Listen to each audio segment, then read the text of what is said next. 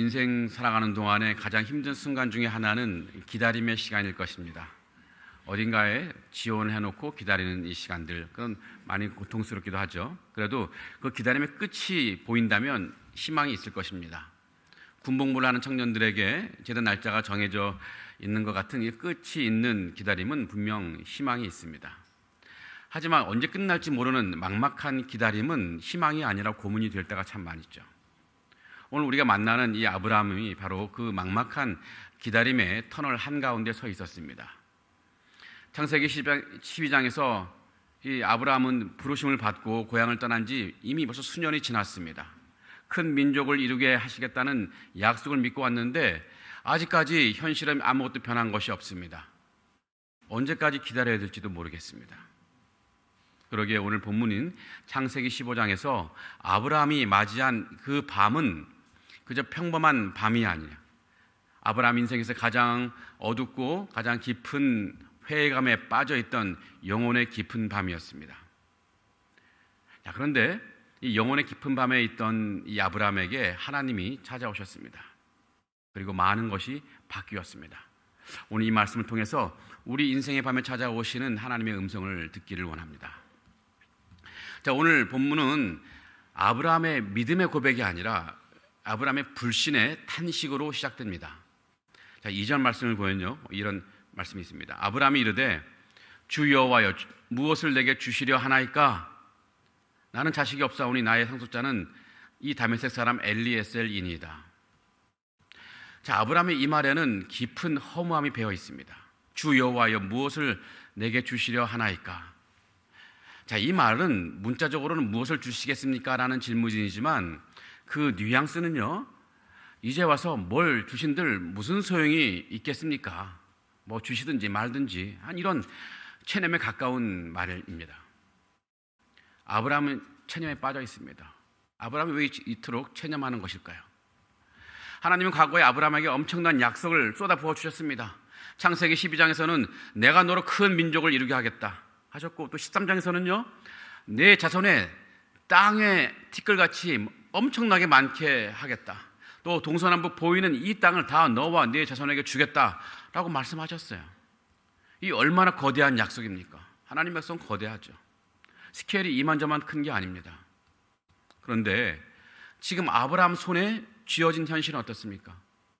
아무것도 없어요. 자녀 하나도 없습니다. 게다가 이 사라 아내는 늙어서 출산할 수가 없는 상황입니다. 이 아브라함 자신의 몸도 예전 같지가 않습니다. 약속은 너무나 화려한데 현실은 너무 초라해요. 이 약속과 현실 사이의 이 괴리감이 아브라함의 마음을 짓누르고 있는 것입니다. 그래서 아브라함은 하나님께 자신이 내린 현실적인 대안을 제시하는데요, 그게 뭐냐면은 하나님, 뭐 제게 아들을 주셔서 큰 아들 통해 큰 민족을 이룬다고 하셨던가요? 그 약속은 이미 물 건너간 것 같습니다. 그저 우리 집에 있는 종 엘리에셀이 현실적인 대안 같습니다. 이 종은요 충성스럽고 유능합니다. 제 핏줄은 아니지만 지금 관습대로 이 친구를 양자 삼아서 제 상속자로 삼아야 할 것 같습니다. 어쩌면 이게 제가 할 수 있는 최선인 것 같습니다, 주님. 이 말 속에는 하나님에 대한 섭섭함도 있지만 자신의 현실을 똑바로 바라본 냉철한 절망이 섞여 있습니다. 이런 아브라함의 마음을 한마디로 표현하면 뭡니까? 불신입니다. 불신. 믿지 못함이죠. 하나님의 약속을 믿지 못하는 불신입니다. 물론 그렇다고 이것은 하나님을 등지고 떠나는 배신의 불신이 아니라 기다리다가 지쳐서 더 이상 기다릴 수 있는 힘이 남아있지 않은 이 탈진의 불신입니다. 믿음의 사람 아브라함이 하나님을 떠나진 않았지만 영적으로 완전히 무너진 것 같습니다. 믿음의 사람 아브라함은 왜 이렇게까지 무너졌을까요? 그의 불신을 가만히 들여다보면 충분히 이해될 만해요. 우리도 만약 아브라함의 입장이라면 똑같이 그 마음을 가졌을 것이고 똑같이 불신을 하게 되었을지도 모릅니다. 먼저 아브라함이 불신의 벼랑으로 떨어진 첫 번째 이유가 있습니다. 그것은 약속과 성취 사이에 이 침묵이 너무 길기 때문입니다. 처음 자손에 대한 약속을 받았을 때는 아브라함의 가슴이 얼마나 뛰었을까요? 자기 아내 사라가 배가 조금만 불러도 혹시 뭐 이런 생각을 했을 거예요. 그런데 계절이 바뀌고 또 해가 바뀌어도 아무 일도 일어나지 않는 거예요. 생물학적인 나이만 계속 늘어갈 뿐입니다. 하나님의 약속은 여전히 귀에 남아있는데 현실은 조금도 달라지지 않는 이 긴 공백이 아브라함의 마음을 짓눌러서 불신의 자리로 가게 한 것이죠. 성도 여러분, 이것은 아브라함만의 이야기는 아닌 것 같습니다. 우리도 비슷한 자리에 서게 될 때가 얼마나 많은지요. 오래 기도한 제목이 있는데 이 병이 나아질 기미가 없어요. 오래 기도했는데 자녀가 변하지 않습니다. 오래 기도했는데 뭐 여러 가지 엉켜있는 관계와 형편이 똑같아요. 처음에는 기대하면서 기도해보지만 기다림이 길어지면 그 기대는 실망으로 바뀌게 되고 또 실망이 반복되면 결국 의심이 될 수밖에 없습니다. 그러면서 탄식합니다. 하나님, 내 기도를 잊으신 건 아닐까요? 뭐라도 답을 해주시면 좋을 텐데 아무런 대답이 없는 하나님, 하나님은 나를 잊으신 거야. 이런 생각이 스며들 수 있습니다. 하나님의 침묵이 길어질 때 우리의 믿음도 지칠 수밖에 없습니다. 이렇게 약속과 성취 사이의 긴 침묵이 오늘 우리를 불신의 벼랑 끝으로 몰아가는 것 같습니다. 자, 아브라함이 불신의 자리에 서게 된 둘째 이유가 있습니다. 그것은 눈에 보이는 현실이 약속보다 더 확실해 보이기 때문이었습니다. 자, 여러분, 아브라함에게 하나님의 약속은 그냥 귀에 들리는 말씀뿐이었습니다. 눈으로 확인할 수 있는 증거는 없어요. 그러나 눈앞에 서 있는 확실한 현실이 있습니다. 그의 종 엘리에셀이에요. 그는 건강하고 똑똑해요. 눈으로 분명히 확인되는 사람이었습니다. 보이지 않는 말씀보다 눈에 보이는 이 확실한 현실의 데이터가 훨씬 더 설득력이 있기 때문에 아브라함은 자포자기의 마음으로 결국 엘리에셀이 답이구나 라고 현실적인 결론을 내린 것 같습니다. 눈에 보이는 것이 보이지 않는 것을 완전히 압도해 버리는 상황이죠. 성도 여러분, 이건 역시 우리의 모습 아니던가요? 하나님의 약속은 성경적 말씀으로 들리지만 하나님이 우리를 선한 길로 인도하시겠다는 그런 모든 약속은 말씀으로 들리는데 당장 눈앞에 보이는 건 뭡니까? 점점 비어가는 통장 잔고, 또 건강 수치, 아이의 성적표, 혹은 뭐 회사 실적표 등입니다. 이 말씀은 들리긴 하지만 눈앞의 숫자와 상황이 훨씬 더 현실적으로 느껴지지 않습니까? 그래서 우리도 어느 순간에 이렇게 결론을 내리죠. 그래, 결국은 돈이 답이지. 결국 인맥이 답이야. 결국 내 힘으로 버틸 수밖에 없어. 이렇게 눈에 보이는 것이 내 마음 속에서 보이지 않는 하나님을 압도해 버리는 경우가 있는데 바로 이럴 때 우리는 믿음에서 점점 멀어져 가는 거죠. 자, 세 번째 이유가 있습니다. 그게 뭘까요? 자신의 상식과 계산으로는 하나님의 약속이 불가능해 보일 때 그렇습니다. 여러분, 아브라함은 바보가 아닙니다. 족장으로서 냉철한 판단력을 가진 사람이었습니다. 그가 살아온 세상의 상식이라든지 그가 경험한 생물학적인 법칙으로 보면 늙은 부부가 아이를 낳는 것은 불가능해요. 이미 나이가 80세가 가까운 나이였습니다. 출산 확률은 0%입니다. 그런 의미에서 이 아브라함의 불신은 그냥 억지가 아니라 인간적인 관점에서 보면 지극히 합리적인 결론이었습니다. 아브라함은 자기 경험과 상식의 테두리 안에서 하나님을 바라보았는데, 그래서 이 상식을 넘어서 일하시는 하나님을 보지 않고 하나님을 신뢰하기가 어려웠던 거예요. 그런데 여러분, 우리도 그렇죠. 우리는 늘 머릿속 계산기를 두드리며 살지 않습니까? 나의 나이, 내 건강, 내 재정과 형편, 내 이런 자녀의 현재 상태, 뭐 직장이나 현재 상황, 이런 것들을 다 계산기로 더하고 빼보고 곱하고 나눠보죠. 그리고 결론이 뭡니까? 불신의 결론을 내립니다. 야, 이런 상태에서 하나님의 약속이 뭐고, 이거 불가능해. 가정 회복되는 거 불가능한 일이야. 이 형편에서 내가 무슨 선교하고 헌신한다고? 말이 안 돼. 이 나이에 무슨 새로운 길을 간다? 이 너무 무리한 일이야. 이렇게 우리의 상식과 경험으로 하나님이 하실 일을 미리 제안해 버리는 거예요. 그 순간 우리는 아브라함처럼 하나님을 그저 내 계산기 안에서 움직이시는 하나님으로만 믿고 상식을 깨뜨리시며 역사하시는 하나님을 기대하지 못하는 거예요. 하지만 성도 여러분, 우리가 여기서 반드시 꼭 기억해야 될 것이 있습니다. 우리의 이런 불신이, 우리의 계산과 타협이 인간적으로는 너무나 이해가 되고 합리적으로 보일지 몰라도 신앙적인 차원에서는 치명적인 함정이 있다는 사실입니다. 우리의 불신이 왜 문제일까요? 우리의 현실적인 타협 아닌 엘리에셀이 왜 문제가 되는 걸까요? 그것은 전능하신 하나님을 나의 한계 안에 가두어 버리는 일이기 때문에 그렇습니다. 우리가 이건 안 돼, 저건 불가능해 라고 말할 때 우리는 무의식 중에 하나님을 그저 나 정도의 능력, 나 정도의 지혜를 가진 분으로 끌어내리는 거예요. 내 계산기에 답이 안 나온다고 해서 우주를 만드신 하나님의 계산기에도 답이 없는 것은 아닙니다. 내 눈에 길이 보이지 않는다고 해서 바다를 가르시는 하나님께 길이 없는 것이 아닙니다. 하나님은 사막에 강을 만드시는 분이시고 광야의 길을 만드시는 분이십니다. 그런데 우리가 불신하면서 그저 현실적인 대안인 엘리에셀 이를 선택하는 순간에 우리는 하나님이 주시려는 그 엄청난 기적의 열매를 스스로 포기해버리는 것이 됩니다. 하나님의 최선을 거부하고 그저 우리가 갖고 있는 나의 차선에 만족해버리는 것, 이것이 불신이 가져오는 가장 큰 비극이죠. 그래서 하나님을 믿으면서도 하나님이 주시려고 하는 이 충만한 은혜 속에 살지 못하는 비극 속에 우리가 살아가는 것이죠. 성도 여러분, 상황은 여전히 캄캄할 수 있습니다. 계산은 여전히 불가능할 수 있습니다. 하지만 우리는 그럼에도 불구하고 끝까지 하나님을 신뢰할 이유가 있습니다. 그 이유가 뭘까요?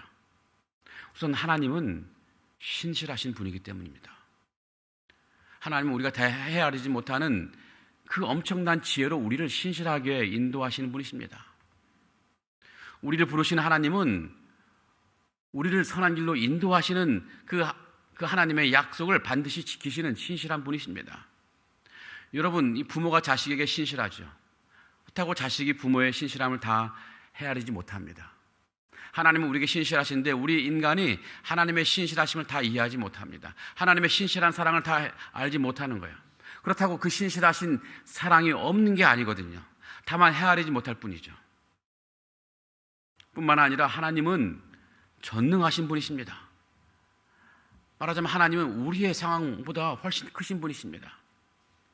그분은 없는 것을 있는 것 같이 부르시고 또 죽은 자를 살리시는 분이십니다. 나의 계산으로는 불가능하지만 하나님이 개입하시면 불가능한 것이 없습니다.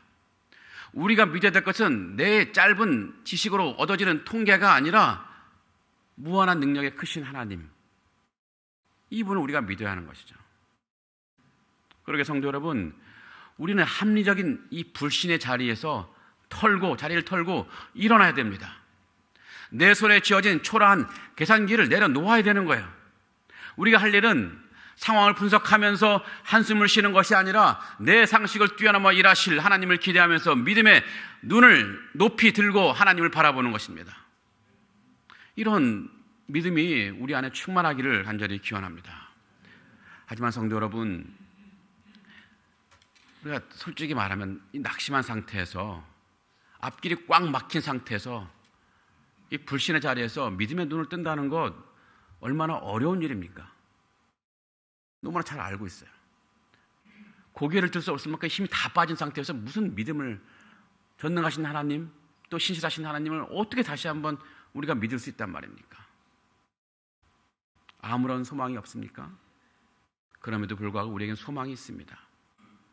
왜냐하면 우리 하나님은 그런 낙심에 빠져있는, 불신의 자리에 빠져있는 그런 우리를 그냥 어두운 체념에 내버려 두지 않으시고 찾아오시는 분이시기 때문입니다.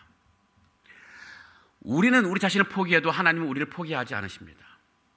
우리는 LS되면 족합니다 라고 타협하지만 하나님은 아니야, 그건 내 계획이 아니야 라고 단호하게 거절하시죠. 그리고 하나님은 아브라함처럼 텐트 안에서 한숨 쉬는 우리를 밖으로 끌어내십니다. 아브라함아, 그 좁은 텐트의 천장만 보지 말고, 그 낮은 천장만 보지 말고 나와. 내 좁은 생각 속에 갇혀있지 말고 나와봐. 그리고 땅만 보고 있던 너의 턱을 들어 올려서 캄캄한 하늘을 바라봐라. 하늘을 우러러 무뼈를 바라봐라. 셀 수 있니? 내 자손이 이와 같을 것이야. 이 말씀으로 다시 한번 아브라함에게 찾아가 주셔서 다시 한번 상기시켜 주시는 거예요. 성도 여러분, 하나님은 우리에게도 동일하게 일하시는 분이십니다. 우리가 메마른 현실만 바라보면서 한숨 짓고 있을 때 하나님은 그냥 가만히 계시는 분이 아니라 우리에게도 다가오셔서 다시 한번 말씀으로 다가오시는 거예요. 오늘 여러분이 우리 참여하고 있는 이 예배 자리가 그러합니다. 어쩌면 지난 한 주간 이제 모든 것이 끝났어, 이제 안 되나 보다 하는 마음으로 마음의 문을 닫고 싶었겠지만 하나님은 오늘 또다시 우리를 이 자리에 부르셨어요. 그리고 지금 다시 말씀하시는 거예요. 사랑하는 딸아, 사랑하는 내 아들아, 아직 안 끝났어. 여전히 나는 너의 하나님이야. 결국 이토록 끈질긴 하나님의 말씀 앞에서, 설득 앞에서 아브라함은 굴복합니다. 수없이 두드려 보았던 그 자신의 계산기를 그 밤에, 하나님이 찾아오신 그 밤에 그 별들 아래서 다 내려놓았습니다. 내 나이가 몇인데, 내 상황이 어떠한데, 이 따지던 자신의 논리를 다 꺾어버리고 하나님 앞에 두 손을 들었습니다. 하나님, 제가 졌습니다. 제 현실보다 하나님의 약속이 정말 크십니다. 내가 이해는 안 되지만 하나님이 하신다면 되는 것입니다. 이런 믿음의 사람으로 바뀌는 거예요. 이것이 바로 믿음입니다. 현실보다 크신 하나님을 믿는 것, 이것이 믿음입니다. 이것이 6절에 말하는 아브라함이 여호와를 믿으니라는 그런 의미의 참 뜻인데요. 믿음은 말씀이 내 생각과 부딪힐 때 기꺼이 내 생각을 꺾고 하나님께 굴복하는 것, 거룩하게 항복하는 것, 이것이 바로 믿음입니다. 자, 아브라함이 자신의 고집을 꺾고 하나님께 항복하자 놀라운 일이 일어났습니다. 성경 역사상 가장 위대한 선언 중 하나가 바로 여기서 나오는데요. 6절 보면요, 아브라함이 여호와를 믿으니 그 뒤에 뭡니까? 여호와께서 이를 그의 의로 여기셨다. 하나님이 아브라함을 의롭다고 인정하셨습니다. 이것은 아브라함이 갑자기 도덕군자가 되었다는 그런 의미가 아니죠. 의롭다는 말에는 신학적으로 굉장히 복잡한 설명이 들어있는데 다 제껴놓고 한마디로 정리한다면 이제 아브라함과 하나님이 한편이 되었다. 이것이 바로 아브라함을 의롭다고 인정하셨다는 거예요. 아브라함과 하나님이 한편이 되신 거예요. 하나님께서 이렇게 선언하신 것입니다. 아브라함아, 네가 상황을 보지 않고 나를 신뢰하였구나. 그래, 이제 너는 내 사람이다. 너는 내 편이고 나는 내 편이야. 아브라함이 완벽해서가 아니라, 아브라함이 선해서가 아니라 그저 하나님을 믿었기 때문에 하나님의 사람으로 공식 인정해 주는 것이었습니다. 우리도 이 상황보다, 형편보다 하나님을 더 신뢰한다면 우리는 하나님과 한편이 되는 것입니다. 신뢰하면 신뢰할수록 그 한편됨의 친밀함은, 그 끈끈함은 더욱 강화될 것입니다. 그러게 우리가 믿음으로 하나님의 한편이 되면 우리에게는 놀라운 특권이 생기는데요. 오늘 본문 1절에서 그 하나님이 약속하신 특권이 그대로 성취되는 역사가 일어납니다. 자, 첫 번째 어떤 특권이 일어나냐면은 전능하신 하나님이 나의 방패가 되어주시는 특권이 우리에게 생깁니다. 오늘 본문 1절에서 하나님은 나는 내 방패라고 아브라함에게 말씀하셨습니다. 여러분, 하나님이 우리 편이 되는 순간에 나를 향한 세상의 모든 공격은 곧 하나님을 향한 공격이 됩니다. 이 적들이 나를 찌르려면 어떻게 됩니까? 내 앞에 계신 하나님이라는 거대한 방패를 먼저 뚫어야 되는 거예요. 내가 혼자 싸울 때는 내 작은 능력으로 모든 이 공격을 막아야 했지만 이제는 전능하신 하나님이 내 인생의 방패막이가 되어주시는 거예요. 이것이 성도가 누리는 가장 안전한 큰 안전인데 하나님과 한편이 되었을 때 누리는 첫 번째 특권입니다. 두 번째 특권은요, 하나님 자신을 상급으로 공유하게 되는 특권이 있습니다. 여러분, 하나님과 같은 편이 되면 승리의 전리품을 공유하지 않습니까? 하나님 편이 된 사람은 하나님이 가지신 그 평안들, 하나님이 가지신 그 지혜들, 하나님이 가지신 그 생명과 능력을 나의 것으로 누릴 수 있는 거예요. 우주에서 가장 부유하신 분이 내 아버지가 되시고 나의 기업이 되시는 것, 이것이 하나님 편의 선자가 누리는 너무나 엄청난 최고의 특권이죠. 그러게 여러분, 눈앞에 작은 계산을 내려놓고 하나님을 신뢰하는 여러분 되길 바랍니다. 하나님을 신뢰해서 이런 특권을 누리시는 여러분 되길 바랍니다. 방패되시고 상급되시는 하나님 한 분이면 우리 인생은 그것으로 충분합니다. 다른 것이 필요 없어요. 자, 그렇다면 아브라함은 도대체 어떻게 그 깊은 절망과 불신에서 빠져나와서 다시 믿음의 사람이 될 수 있었을까요? 그를 변화시킨 유일한 힘은 다름 아닌 하나님의 말씀이었습니다. 오늘 본문 4절을 보면은요, 여호와의 말씀이 그에게 임하여 이르시되 라고 되어 있습니다. 이 말씀으로 시작해서 시작된 하나님의 강력한 말씀이 이 아브라함에게 선포됐죠. 아브라함의 믿음이 무너져 있을 때, 와르르 무너져 있을 때 하나님의 말씀의 능력이 그의 귀를 뚫고 그의 심령 깊은 곳에 꽂히는 순간에 죽었던 믿음이 다시 살아난 것입니다. 여러분, 아브라함이 억지로 믿으려고 했던 것이 아닙니다. 말씀이 그를 덮치고 말씀이 그를 압도하니까 그 말씀의 권위와 능력 때문에 저절로 믿어지게 된 것입니다. 사랑하는 성도 여러분, 자꾸 믿음이 흔들립니까? 내 의지가 약해서가 아니에요. 말씀이 내 귀에 들리지 않아서입니다. 말씀의 공급이 끊어져서입니다. 여러분, 우리의 믿음은요, 자연 상태로 두면 계속 떨어질 수밖에 없습니다. 여러분, 자연계의 법칙 가운데 엔트로피 법칙이라는 게 있습니다.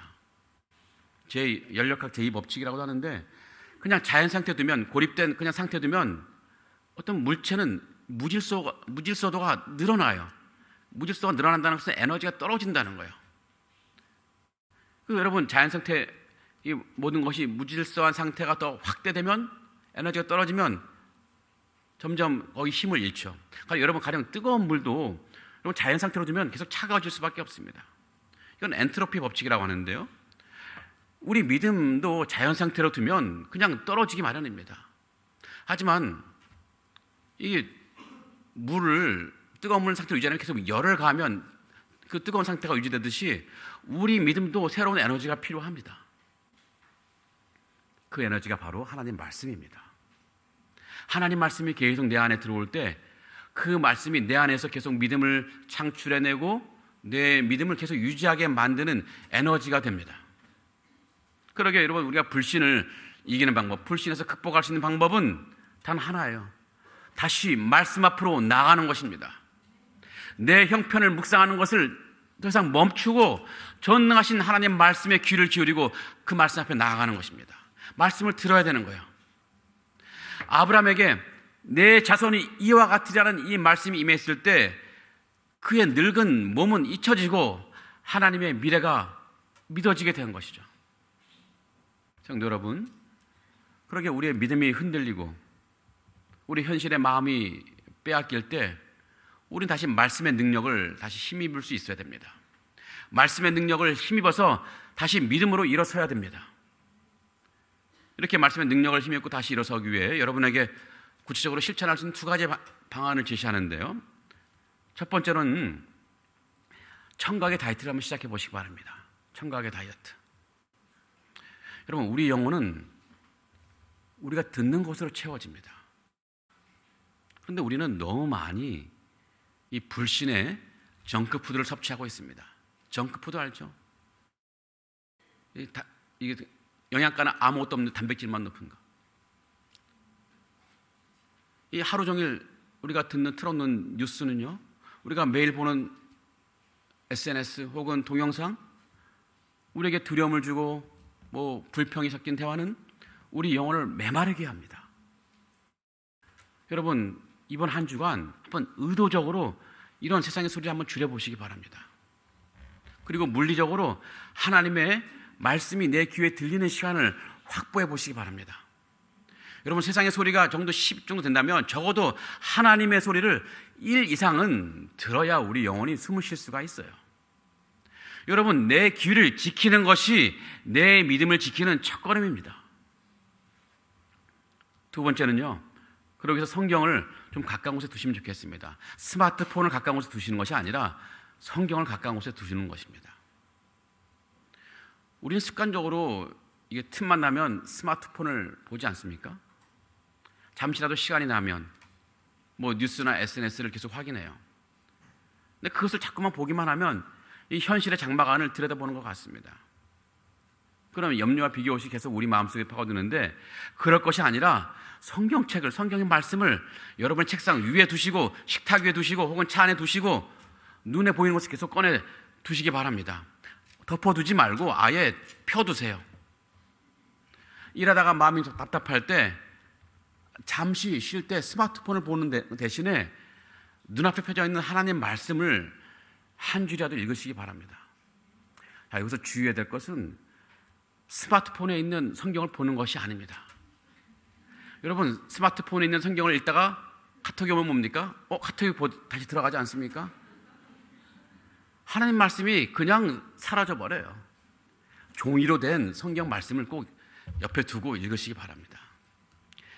내 손이 닿는 가장 가까운 곳에 말씀을 두는 것, 그리고 수시로 그 약속을 바라보는 것, 이것이 현실을 이겨내는 믿음의 사람이 갖고 있는 거룩한 습관이요 루틴입니다. 사랑하는 성도 여러분, 우리가 이렇게 귀를 지키고 말씀으로 우리 안을 채울 때, 그 아브라함이 별을 보면서, 그 찬란한 엄청난 별을 보면서 하나님의 약속을 다시 붙들었듯이, 우리도 우리 삶의 가장 아픈 문제 위에 하나님의 약속을 덮어 씌우면서 결국은 우리가 승리하게 될 줄 우리가 믿습니다. 자, 말씀을 맺어보겠습니다. 성도 여러분, 아브라함도 우리처럼 지쳐서 엘리에셀이라는 현실과 타협하였던 연약한 사람이었습니다. 그러나 하나님께서 찾아와 말씀하실 때 그는 자신의 계산기를 내려놓고 말씀 앞에 굴복했습니다. 혹시 여러분의 삶이 지금 캄캄한 밤과 같습니까?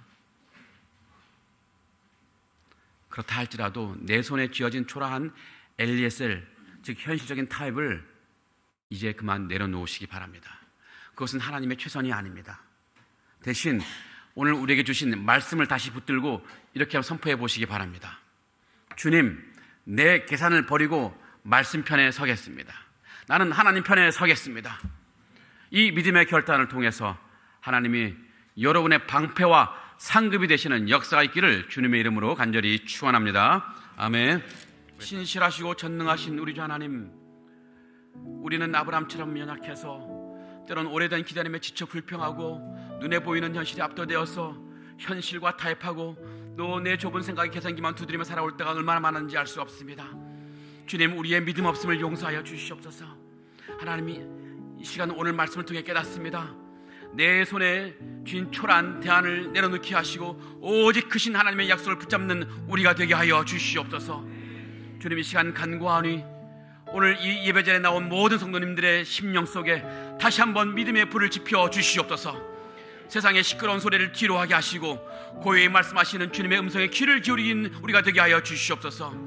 그리하여 전능하신 하나님이 우리의 방패가 되시고 지극히 큰 상급이 되어주시는 놀라운 축복을 삶의 현장 곳곳에서 체험하게 하여 주시옵소서. 우리의 가정이, 우리의 직장이, 우리의 자녀들이, 그리고 이 상하이 땅이 하나님 편에 선 자들이 누리는 승리의 간증으로 가득 차게 하여 주시옵소서. 이제는 나의 모든 계산을 멈추고 주님의 일하심을 기대하면서 나아가게 하여 주시옵소서. 우리가 끝까지 함께 하시는 주님을 기대하게 하여 주시옵소서. 살아계신 하나님, 우리 상하이 하는 연합길을 불쌍히 여겨 주시옵소서. 많은 현실의 어려움과 여러 제약 속에서도 하나님의 비전과 약속을 굳게 붙드는 교회가 되게 하여 주시옵소서. 그리하여 이 다음 세대와 가정과 일터와 선교지 위에 믿음의 사람들이 엄청나게 세워져서 하나님의 뜻을 이루어드리는 귀한 교회가 될 수 있도록 하나님 축복하여 주시옵소서. 예수님 이름으로 간절히 기도합나이다. 아멘. 이제는 우리 주 예수 그리스도의 크신 은혜와 우리를 끝까지 포기하지 않으시고 믿음을 의로 여기시는 하나님 아버지의 극진하신 사랑과 보이지 않는 밤에도 하나님의 약속을 붙들도록 우리의 눈을 들어 올려주시는 성령님의 인도하심이 오늘 의로 여기시는 믿음의 말씀에 붙들고 엘리에셀과 같은 현실 타입을 내려놓고 말씀 편 하나님 편에 서기로 결단한 모든 성도들과 그 가정 위에 또 상하이 하는 연합교회 위에 영원토록 함께 있을지어다. 아멘.